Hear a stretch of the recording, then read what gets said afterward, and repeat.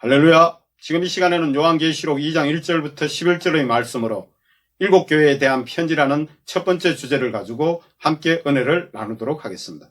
첫 번째 에베소 교회에 대한 편지의 내용이 2장 1절부터 7절의 말씀입니다. 먼저 요한계시록 2장 1절의 내용을 보면은 에베소 교회의 사자에게 편지하라. 오른손에 있는 일곱 별을 붙잡고 일곱 금촛대 사이를 거니시는 이가 이르시되, 이는 1장에서 언급된 것처럼 주님을 가리키는 말씀으로 일곱 별인 교회의 사자들과 일곱 금촛대인 교회를 돌아보시는 그가 말씀하심을 가리키는 그 내용입니다.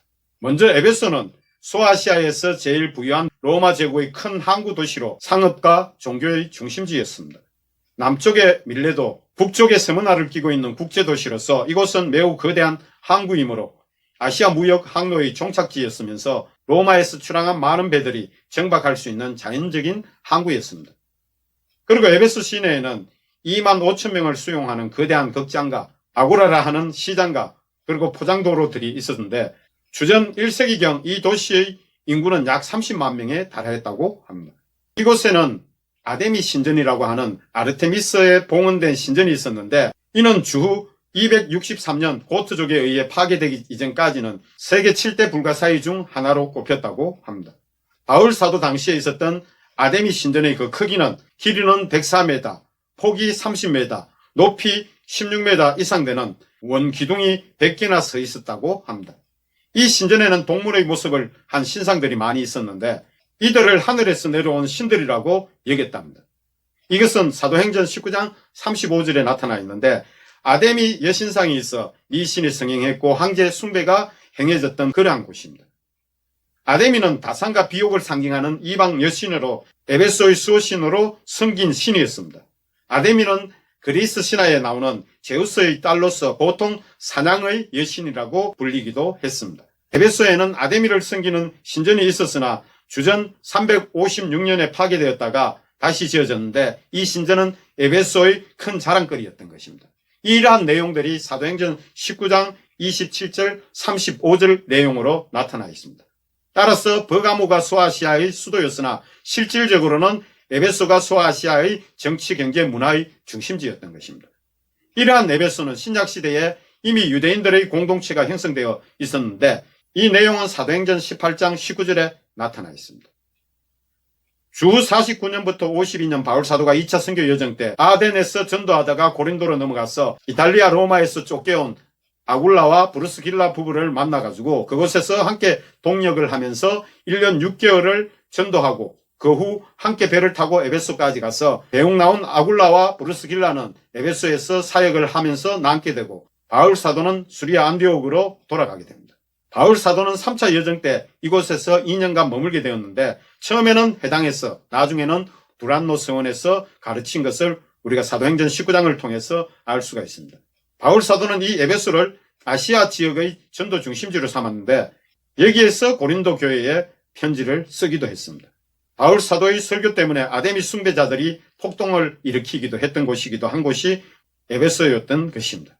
그리고 에베소는 사도로서 일곱 교회의 지도적인 관할권을 가지고 있던 사도 요한의 활동 중심지이기도 했던 곳입니다.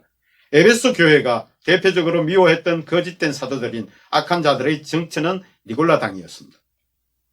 자칭 사도라 하는 이들은 예수님을 부인할 뿐만 아니라 자신들이 주장하는 교리나 확신을 통해서 이익을 추구하기도 했던 것입니다.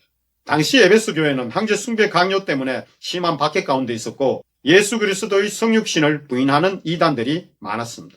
요한계시록 2장 2절 내용을 보면은 내가 내 행위와 수고와 내 인내를 알고 또 악한 자들을 용납하지 아니한 것과 자칭 사도라 하되 아닌 자들을 시험하여 그의 거짓된 것을 내가 드러낸 것과 또 내가 참고 내 이름을 위하여 견디고 게으르지 아니한 것을 아노라.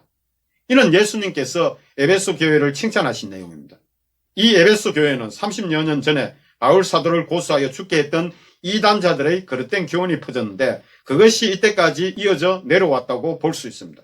이러한 가운데 바울 사도의 순교 사상이 신실한 자들에게 올바른 믿음의 행위와 수고와 인내를 만들어내었고 그리하여 악한 자들을 용납하지 않고 또 자칭 사도라 하되 아닌 자들을 시험하여 그들의 거짓된 것을 드러내고 또 악한 자들의 공격에 대해 참고 예수 그리스도를 위하여 견디고 또 주님의 이름을 위하여 곧 믿음의 행위를 다해 게으르지 아니한 것을 주님은 이러한 것을 알고 계신다고 칭찬하셨던 것입니다. 요한계시록 2장 4절 5절 내용을 보면은 그러나 너를 책망할 것이 있나니 너의 처음 사랑을 버렸느니라. 그러므로 어디서 떨어졌는지를 생각하고 회개하여 처음 행위를 가지라. 만일 그리하지 아니하고 회개하지 아니하면 내가 내게 가서 내 촛대를 그 자리에서 옮기리라. 에베소 교회는 칭찬 외에 다른 한편으로는 책망할 부분들이 있었는데 그것은 처음 사랑을 버렸기 때문인 것입니다. 즉 주님에 대한 사랑이 형식적으로 흘러가고 있기에 이러한 책망을 하신 것으로서 그러므로 어디서 떨어졌는지를 생각하고 회개하여 처음 행위를 가지라고 하신 말씀에서 알 수 있듯이 즉 처음 믿음으로 인하여 사랑으로 행하던 행위를 회복하기를 바라시면서 책망하신 말씀입니다.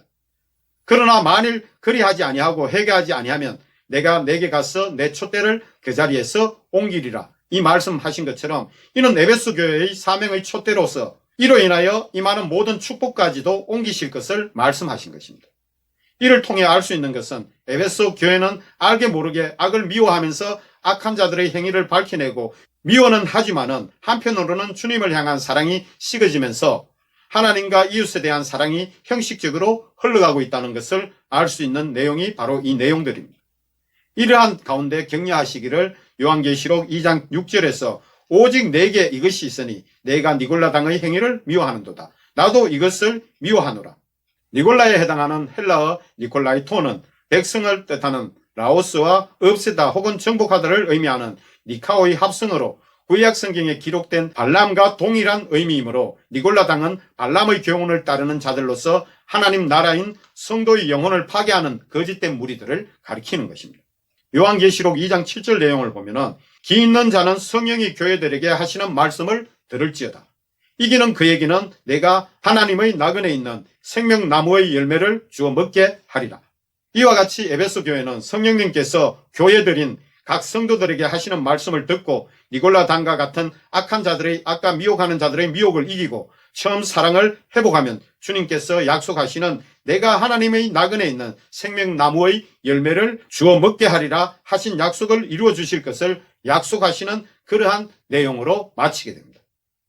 나그네 있는 생명나무의 그 열매는 창세기 2장 9절에서 에덴 동산에는 생명나무와 선악을 알게 하는 나무도 있었는데 아담과 하와는 하나님의 명령을 어기고 동산 중앙에 있는 선악을 알게 하는 나무의 열매를 따먹게 됩니다. 동산 중앙에 있는 선악을 알게 하는 나무의 그 열매는 곧 마귀의 미혹의 말에 비유된 것으로서 이 선악을 알게 하는 나무의 열매는 다름 아닌 눈이 밝아져 하나님과 같이 선악을 알게 될 것이라는 마귀의 미혹하는 말을 가리키는 것으로서 불순종의 죄로 인해 신령한 몸은 사라지고 죄의 몸인 육신의 몸으로 이 땅으로 아담과 하와는 쫓겨나게 됩니다.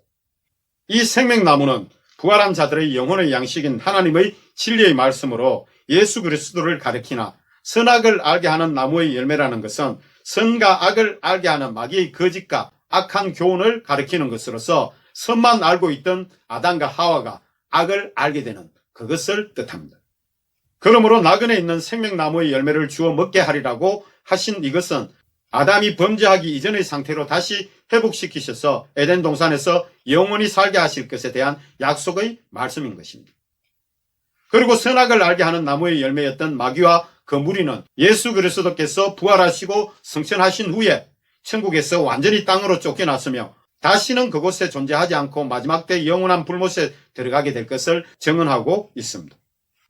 두 번째 스무나 교회는 2장 8절부터 11절의 내용인데 스무나는 에베소 북쪽 약 80km 지점에 있었고 당시 인구가 20-30만 명으로 소아시아에서 가장 아름다운 항구 도시였습니다. 스무나의 머는 유황이라는 뜻으로 이곳은 또한 항료 수출지로도 유명한 도시입니다. 또 학문, 특히 과학과 의술이 발달한 도시였습니다.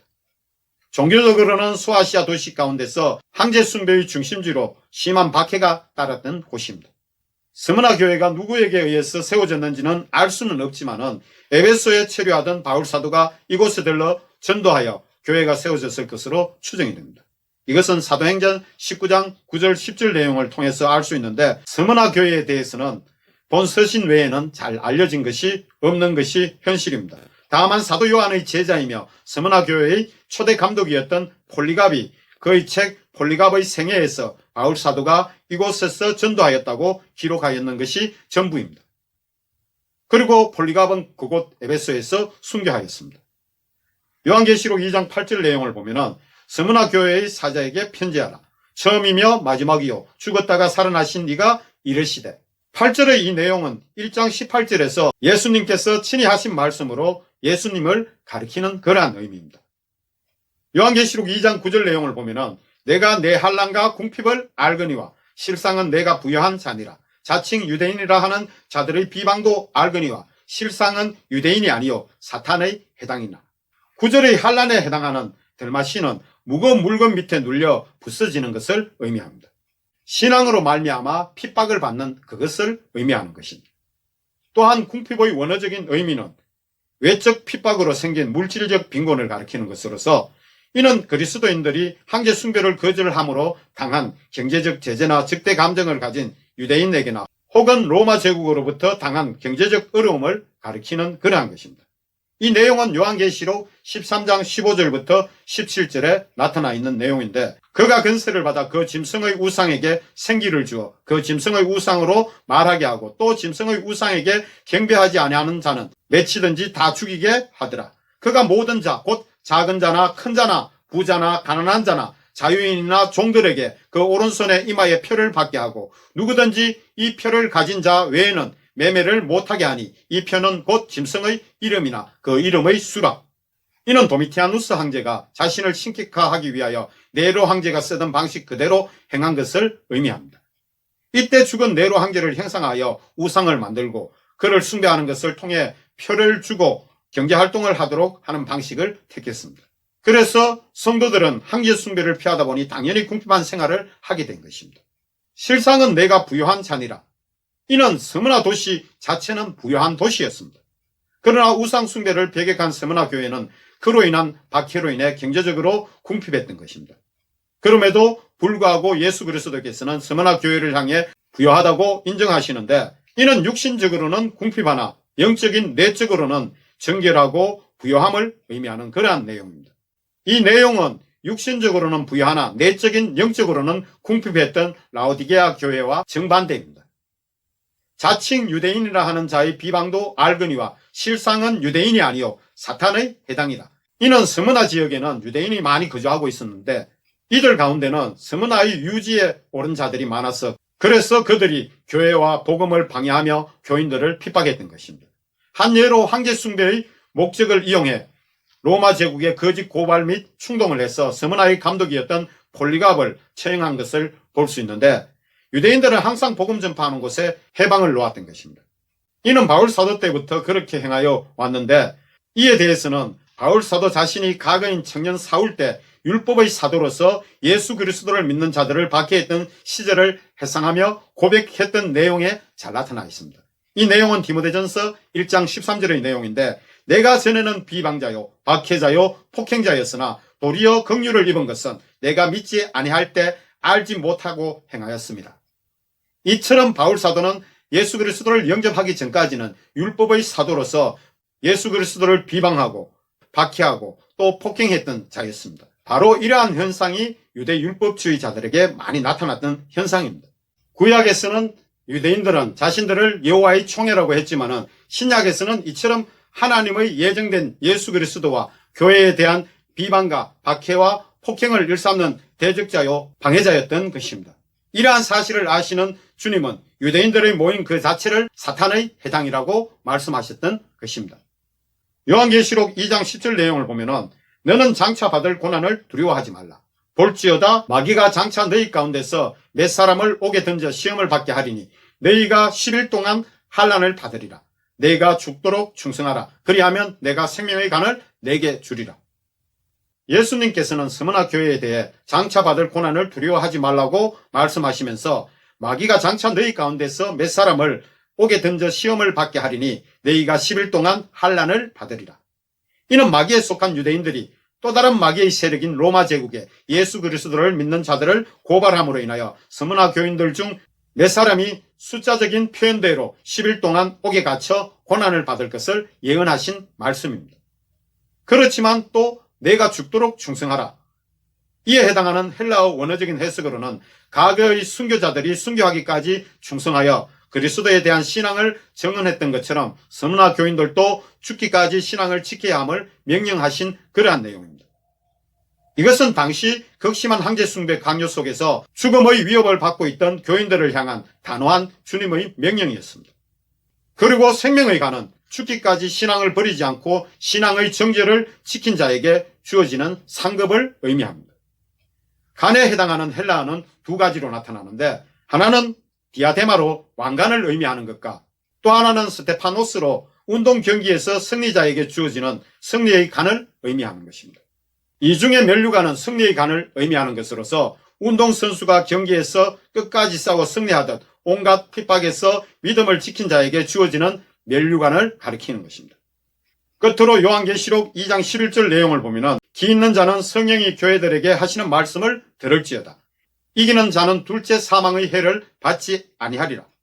성령이 교회들에게 하시는 말씀에 대해 기 있는 자는 듣기를 바라심을 말씀하신 이것은 하나님의 자녀된 자로서 성령으로 인치심을 받았다면 마땅히 그의 음성이 들릴 것임을 말씀하신 것이면서 이기는 자는 둘째 사망의 해를 받지 아니하리라. 이 내용은 10절에서 마귀가 장차 너희 가운데서 몇 사람을 오게 던져 시험을 받게 하리니, 이 말씀대로 마귀가 위협을 통해 유혹하는 시험에서 이기는 자는 둘째 사망의 해, 즉 첫째 사망인 육신의 사망과 둘째 사망인 마지막 때 불못에 던져지는 영혼의 사망 중 둘째 사망인 영혼이 불못에 던져지는 영원한 사망의 해를 받지 않을 것에 대한 약속을 의미하는 그러한 말씀입니다.